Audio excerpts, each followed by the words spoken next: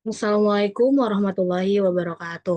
Alhamdulillahirrabbilalamin. Wabihi nasta'in ala umuri dunya waddin. Wassalatu wassalamu ala asrafil anbiya'i wal mursalin. Sayyidina Muhammadin wa ala alihi washabihi ajma'in amma ba'du.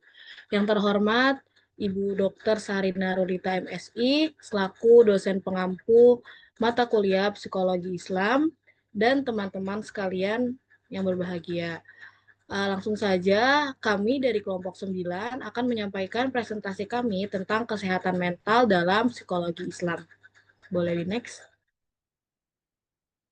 Anggota kelompok 9 terdiri dari saya sendiri, Putri Salma, dan ada Nafisa Aska, ada Nifri Alifa, dan yang terakhir ada Muhammad Syafiur Rahman.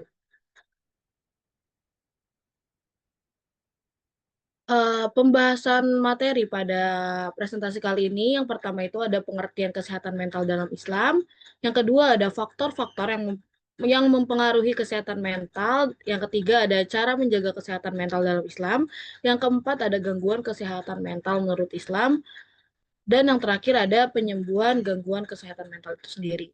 Boleh di next? Oke, pembahasan pertama akan disampaikan oleh teman saya, Nifri, kepadanya disilakan.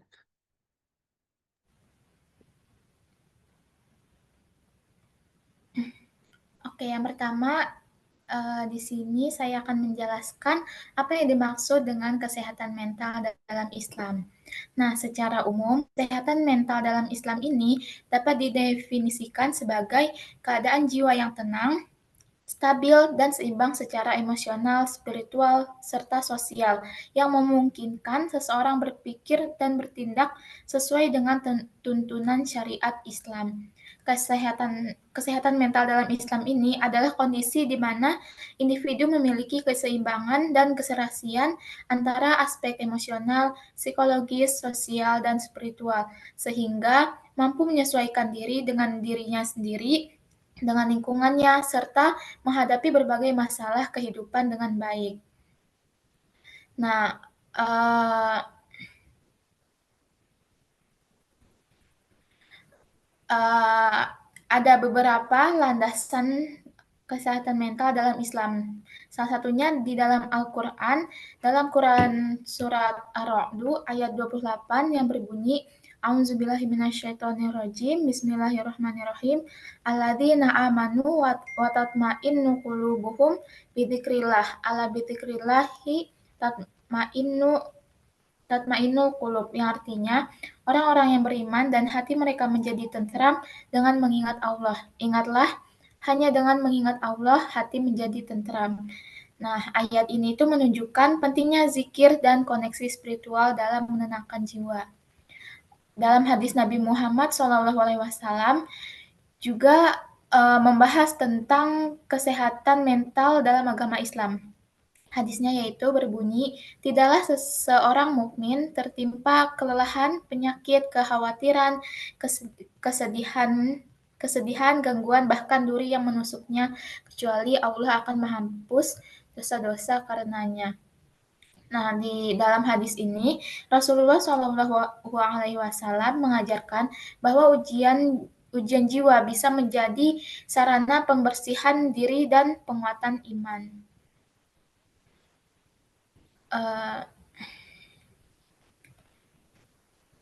Nah, ini berikutnya yaitu komponen utama kesehatan mental dalam Islam. Yang pertama, ketenangan hati atau sakinah.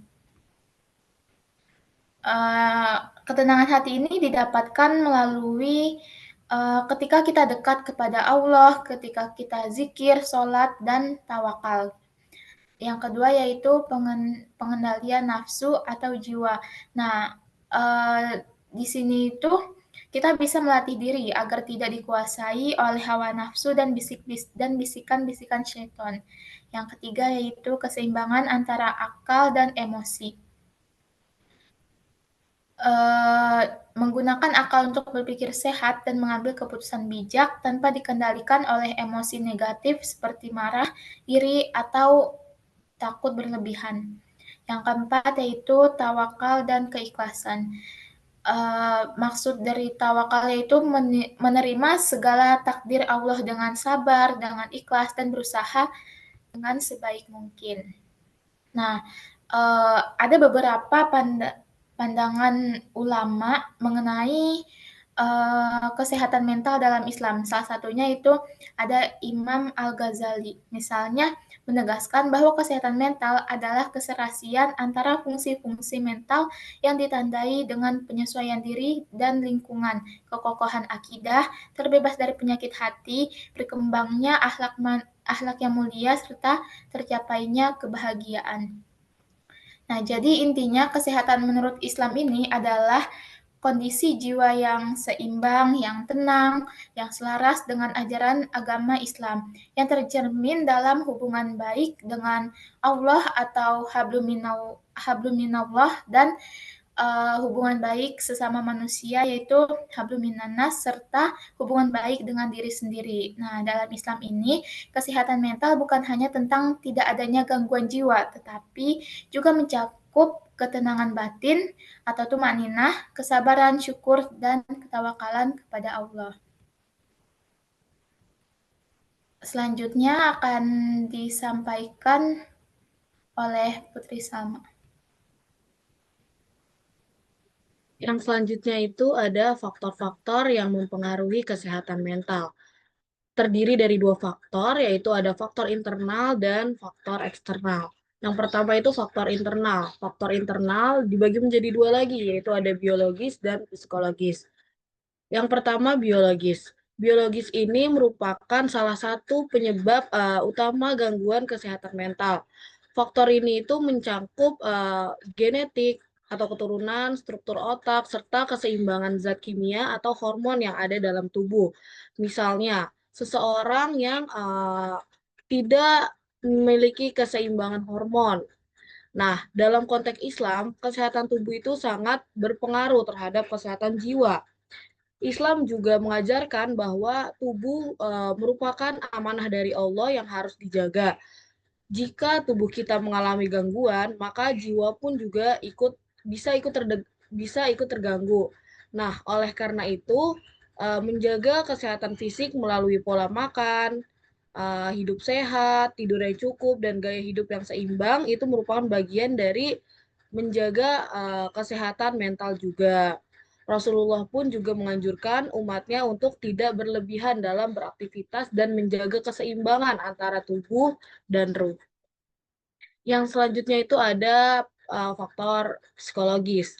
Nah, faktor psikologis ini mencakup cara seseorang berpikir, merasakan, dan merespon terhadap situasi kehidupan. Gangguan kesehatan mental seringkali muncul ketika seseorang tidak mampu mengelola emosinya dengan baik, mengalami trauma masa lalu, memiliki rasa rendah diri, atau terus-menerus menyalahkan diri sendiri. Nah, ketika jiwa tidak tenang dan pikiran juga terus terbebani, maka akan muncul gangguan seperti stres berat, kecemasan, bahkan sampai depresi. Islam juga memberikan perhatian besar terhadap kesehatan jiwa dengan memberikan solusi spiritual, misalnya seperti sholat untuk ketenangan, terus juga ada zikir untuk menguatkan hati, serta tawakal agar tidak mudah putus asa. Faktor selanjutnya itu ada faktor eksternal. Faktor eksternal dibagi menjadi dua lagi. Yang pertama ada faktor lingkungan sosial dan media sosial teknologi. Yang pertama itu ada faktor dari lingkungan sosial. Nah, lingkungan sosial ini menjadi aspek penting yang memengaruhi kesehatan mental seseorang. Misalnya itu ada tekanan dari keluarga, lingkungan kerja, teman sebaya, atau masyarakat. Nah, nantinya tekanan itu dapat menimbulkan stres, perasaan tidak aman, atau bahkan sampai trauma psikologis. Uh, Seseorang yang hidup di lingkungan yang penuh konflik, diskriminasi, atau minimnya dukungan secara emosional itu sangat sering mengalami gangguan mental seperti kecemasan sosial, perasaan kesepian, atau perasaan ditolak. Nah, dalam Islam, interaksi sosial yang sehat itu sangat ditekankan oleh Rasulullah. Rasulullah mencontoh tentang pentingnya kasih sayang, tolong menolong, dan saling menghargai dalam masyarakat. Dukungan sosial yang baik dapat menjadi pelindung dari tekanan mental dan sebaliknya. Lingkungan yang buruk dapat mempengaruhi kondisi kejiwaan seseorang. Nah, oleh karena itu, menjaga lingkungan sosial yang harmonis ini juga menjadi bagian dari upaya bagaimana kita menjaga kesehatan mental dalam Islam. Yang kedua itu ada media sosial dan teknologi. Media sosial dan teknologi digital khususnya tidak terpisahkan dari kehidupan modern. Namun penggunaannya yang tidak terkontrol dapat menjadi penyebab gangguan kesehatan mental. Paparan yang berlebihan terhadap media sosial itu seringkali menimbulkan perbandingan sosial, di mana seseorang merasa hidupnya jadi kurang berharga dibanding dengan kehidupan orang lain yang tampak sempurna di media sosial itu. Nah, hal ini dapat memicu rendah diri, kecemasan, bahkan menjadi depresi. Selain itu juga ada fenomena FOMO yang membuat rasa takut tertinggal dari tren atau informasi terbaru membuat individu yang akan terus-menerus memeriksa ponsel HP-nya dan merasa gelisah jika tidak terkoneksi dan akan berdampak pada kestabilan emosinya. Selain itu juga di media sosial juga ada cyberbullying atau komentar-komentar negatif yang diterima dan itu akan dapat melukai mental seseorang, terutama remaja dan anak muda yang lebih rentan secara emosional. Nah, dalam pandangan Islam, segala bentuk interaksi termasuk yang dilakukan melalui media digital harus dijaga adabnya serta manfaatnya. Seorang muslim dianjurkan untuk membatasi hal-hal yang tidak bermanfaat, yaitu dengan menjaga lisan ataupun menjaga tulisan di media sosial, serta menggunakan waktunya dengan bijak agar tidak merusak ketenangan hati. Terus juga kita harus menghindari konten negatif dan memperbanyak asumsi, pokoknya memperbanyak hal-hal baik seperti misalnya membaca Al-Quran atau ikut kajian, biar kita tidak selalu kena dampak negatifnya dari media sosial tadi. Mungkin cukup dari saya. Boleh di next. Selanjutnya, cara menjaga kesehatan mental dalam Islam akan disampaikan oleh Muska. Oke, baik. Ifri boleh digeser ini.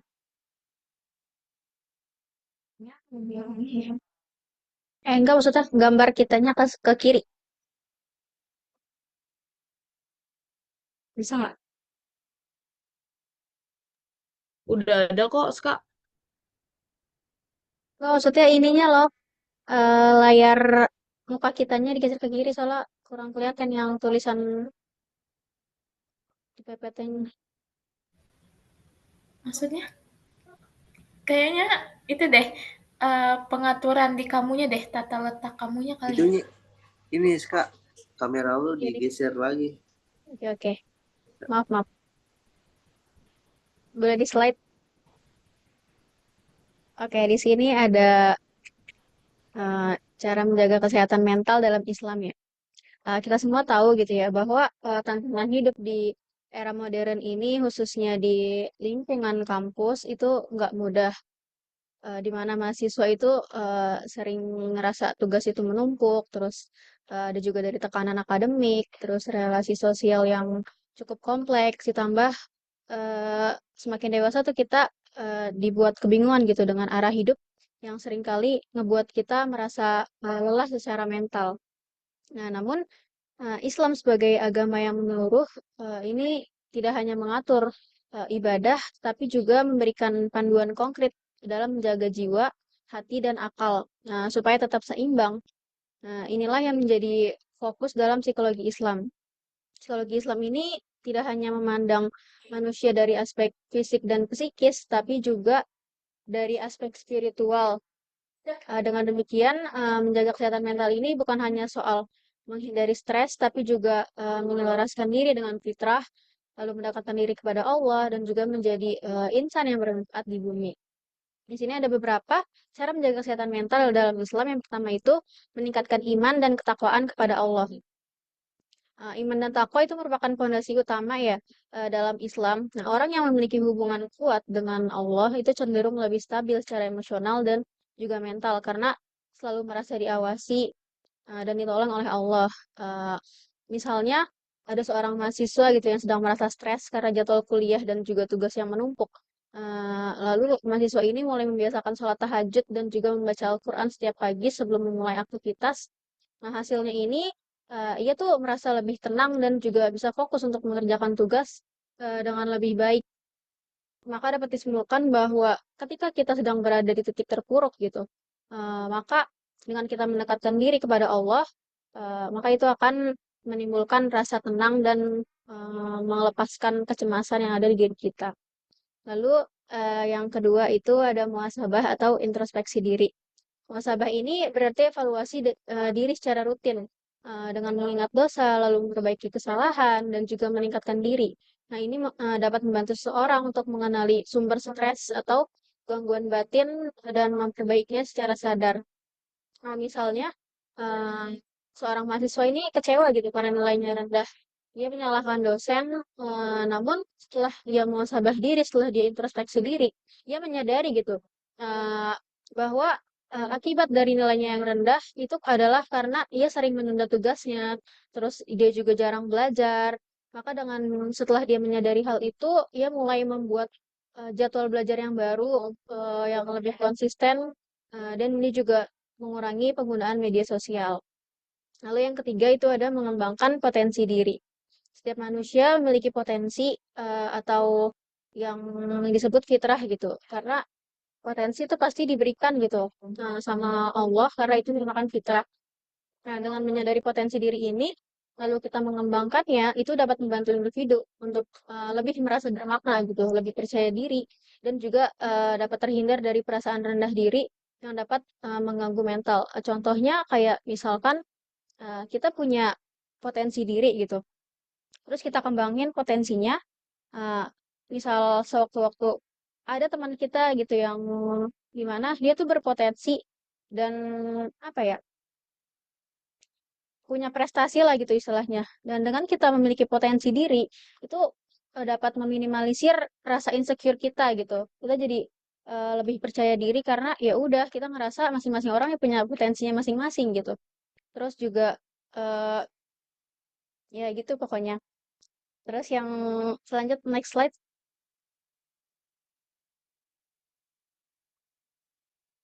Nah, yang keempat ada menjaga hubungan sosial. Manusia ini merupakan makhluk sosial gitu.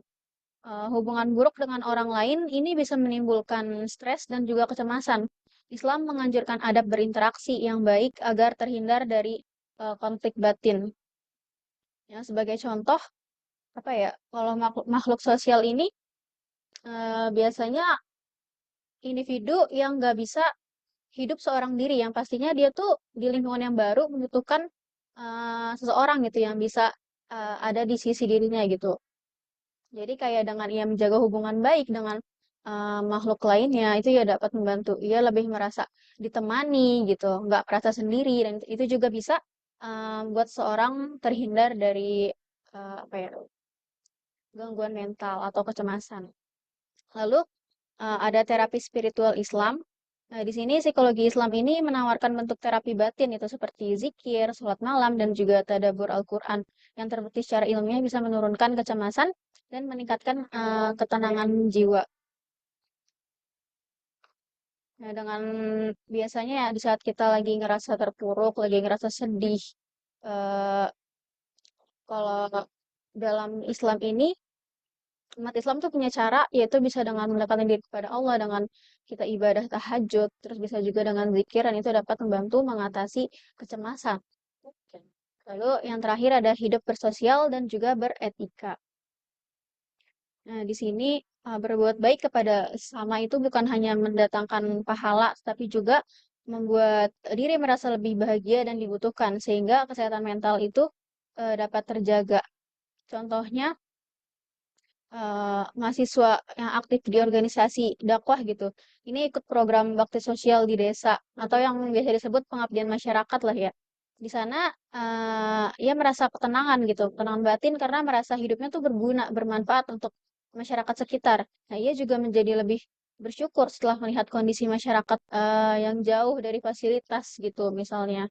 Dengan kita hidup bersosial dan juga beretika, kita juga dapat menyadari bahwa eh, ya mensyukuri gitu bahwa kita beruntung loh gitu. Terus kita juga merasa lebih bermanfaat untuk lingkungan sekitar. Tuh, mungkin cukup dari saya. Next slide. Dilanjutkan oleh teman saya. Terima kasih.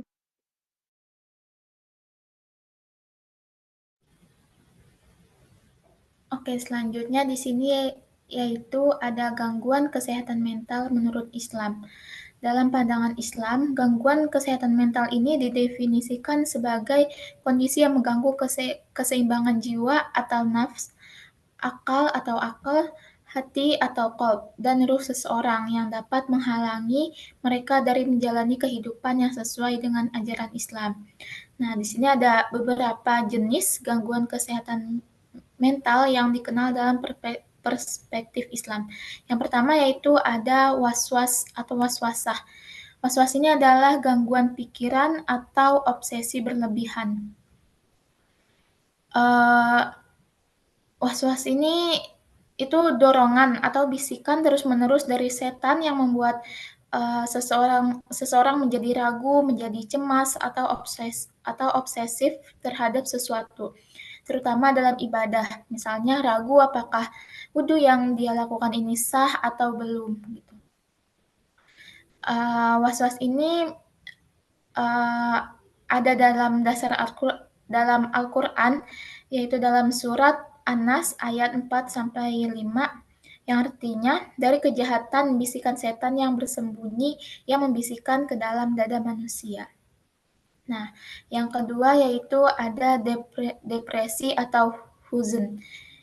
Ini kesedihan yang mendalam. Huzn ini adalah perasaan sedih atau putus asa yang mendalam dan berlarut-larut hingga mengganggu kehidupan spiritual dan sosial.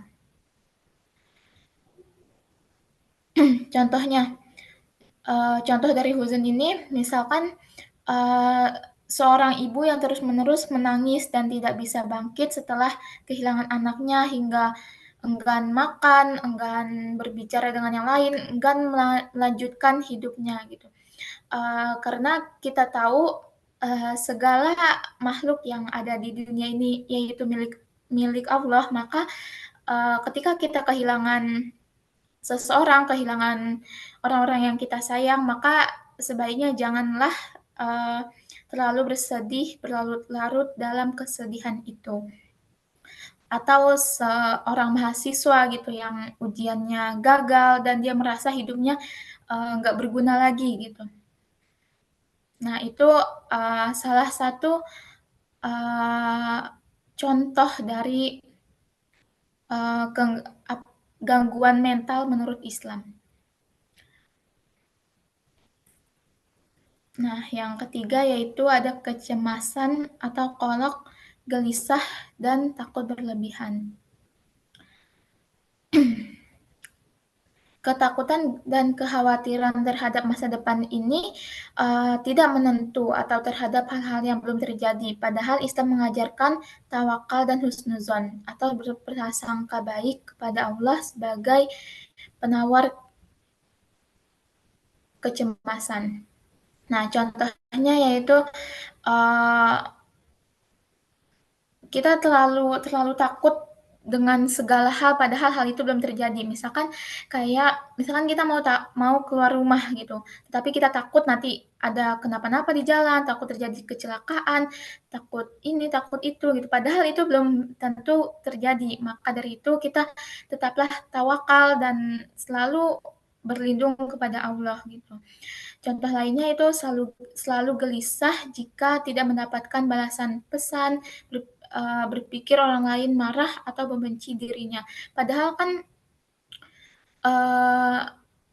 kita diajarkan untuk selalu bergantung dan menyerahkan diri kepada Allah. Maka dari itu, janganlah kita terlalu cemas, terlalu gelisah, terlalu takut akan segala hal yang belum tentu terjadi. Nah, yang keempat yaitu marah berlebihan atau godok atau gangguan emosi. Nah,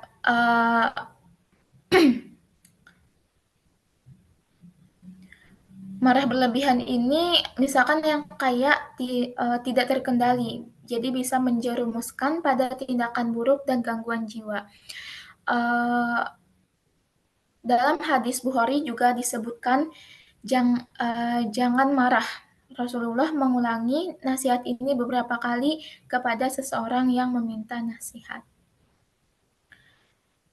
Misalnya ada seorang anak menjatuhkan gelas tidak sengaja, terus orang tuanya marah berlebihan gitu sampai memaki-maki anak itu, sampai anak itu takut gitu. Nah, itu nggak boleh karena yang berlebihan itu tidak baik. Selanjutnya, yang kelima yaitu stres berat atau dik as-sodor, sesak dada karena tekanan hidup. Nah, tekanan hidup yang membuat dada terasa sempit dan menimbulkan stres berat. Dalam Al-Quran, surat Al-Hijr ayat 97, disebutkan, ya, artinya, dan kami tahu bahwa dadamu menjadi sempit karena apa yang mereka ucapkan. Maka dari itu, janganlah kita terlalu stres, terlalu berpikiran kepada hal-hal yang membuat kita gelisah atau frustasi.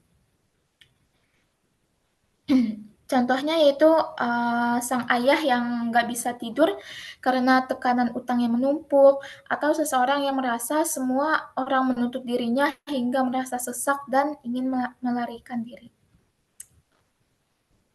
Yang keenam yaitu gangguan jiwa berat atau junun, gila atau tidak sadar. Gila di sini maksudnya yaitu hilangnya akal sehat, bisa karena penyakit mental berat atau kerasukan. Dalam hadis riwayat Abu Dawud disebutkan bahwa pena atau catatan amal diangkat dari 3 golongan, yaitu orang tidur hingga ia bangun, anak-anak hingga balik, dan orang gila hingga sembuh. Nah, yang terakhir yaitu ada munafik atau gangguan moral dan kepribadian. Munafik itu yaitu penyakit hati, berpura-puraan dalam iman dan akhlak, tampak baik, tetapi hatinya rusak. Dalam Al-Quran, surat Al-Baqarah ayat 10 disebutkan bahwa dalam hati mereka ada penyakit, lalu Allah menambah penyakitnya. Jadi kita dilarang untuk bersifat munafik atau gangguan moral dan kepribadian. Nah, contohnya yaitu kita mengaku beriman, tetapi kita menyebarkan fitnah dan membenci Islam dalam hati. Padahal mulutnya berkata dia sangat senang dengan Islam, dia sangat tertarik, tapi dalam hatinya dia membenci Islam gitu. Terus berkata manis di depan tetapi menusuk dari belakang gitu. Misalkan kita di depan orang kita bilang kita menyukai hal tersebut, tetapi di belakang kita mencaci-cacinya itu atau menjelek-jelekannya itu.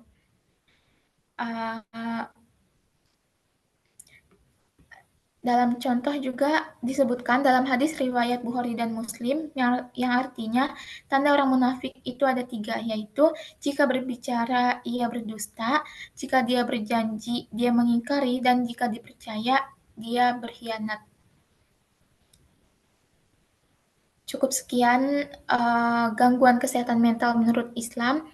Selanjutnya yaitu ada penyembuhan gangguan kesehatan mental menurut psikologi Islam yang akan disampaikan oleh Ahmad. Oke, selanjutnya di sini adalah penyembuhan gangguan kesehatan mental menurut psikologi Islam. Dalam psikologi Islam, penyembuhan gangguan mental tidak hanya bertumpu pada pendekatan medis atau psikologis konvensional, tapi juga menekankan pendekatan spiritual, emosional, sosial, dan moral.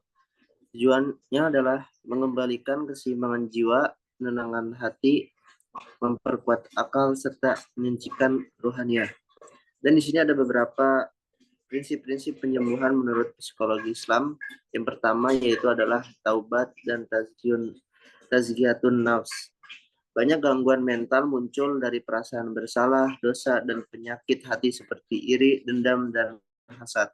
Islam menganjurkan taubat nasuha sebagai cara membersihkan jiwa dari dosa dan kesalahan. Tazkiyatun nafs merupakan proses berkelanjutan untuk membuang sifat buruk dan menanamkan akhlak mulia. Yang kedua adalah terapi spiritual, yaitu memberikan ketenangan dan kestabilan hati. Doa sebagai sarana komunikasi langsung kepada Allah memberikan harapan dan kelegaan emosional. Seperti mendengarkan dan membaca Al-Quran secara rutin terbukti menenangkan sistem saraf dan memberikan ketenangan batin.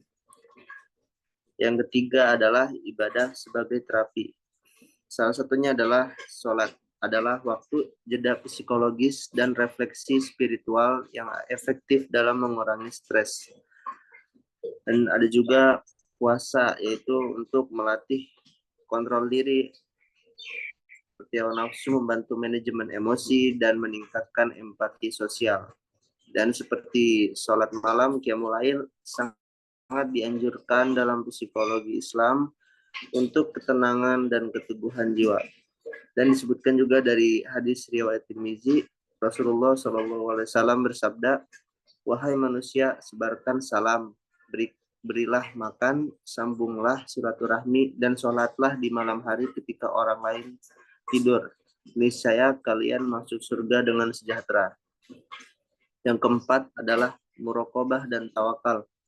Muraqabah adalah kesadaran terus-menerus bahwa Allah mengawasi kita, ini menciptakan stabilitas emosional dan kontrol terhadap perilaku negatif. Dan di sini tawakal yaitu adalah berserah diri kepada Allah setelah berusaha mengurangi kecemasan akan hasil dan masa depan. Dan yang terakhir di sini adalah yang kelima, membangun lingkungan Islami. Lingkungan sosial yang sehat sangat mempengaruhi pemulihan mental. Islam menganjurkan untuk berteman dengan orang soleh, menjauhi ghibah, dengki, dan permusuhan. Aktif dalam kegiatan sosial dan dakwah. Penyembuhan ini gangguan kesehatan mental menurut psikologi Islam bukan sekedar pemulihan dari stres atau gangguan emosional, tapi juga proses menguatkan rohani, menyucikan jiwa, dan mempererat hubungan dengan Allah. Seorang muslim yang menjalani proses ini dengan serius akan lebih mampu menerima kenyataan hidup dengan sabar, mengelola emosi dan tekanan dengan baik, dan juga menjadi pribadi yang tangguh secara spiritual dan mental. Islam memandang bahwa jiwa yang sehat adalah fondasi hidup yang sukses, bahagia, dan bermakna, baik di dunia maupun di akhirat. Dan selanjutnya kesimpulannya akan diteruskan oleh Putri Salma. Oke, jadi kesimpulan dari keseluruhannya yaitu kesehatan mental adalah aspek penting yang mempengaruhi kualitas hidup seseorang, baik dalam hubungan pribadi maupun dalam mencapai tujuan hidup. Dengan dukungan sosial yang baik, penggunaan media sosial yang bijak, serta mencari bantuan profesional saat dibutuhkan, seseorang dapat menjaga keseimbangan emosional dan psikologis. Peran keluarga, teman, dan komunitas juga sangat mendukung dalam meningkatkan ketahanan mental. Perhatikan kesehatan mentalmu, karena keseimbangan emosional adalah kunci untuk hidup yang lebih baik dan produktif. Jangan ragu untuk berbicara dan mencari dukungan saat kamu membutuhkan. Kamu tidak sendiri. Oke, mungkin cukup itu presentasi dari kelompok 9. Jika ada salah kata, mohon dimaafkan. Untuk selanjutnya yang ingin bertanya boleh silahkan diketik pertanyaannya melalui WhatsApp group eh, dan jawabannya nanti akan dibahas melalui Zoom. Mungkin itu saja dari kami.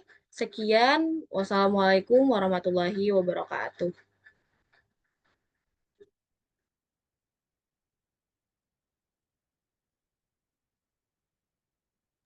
Udah belum?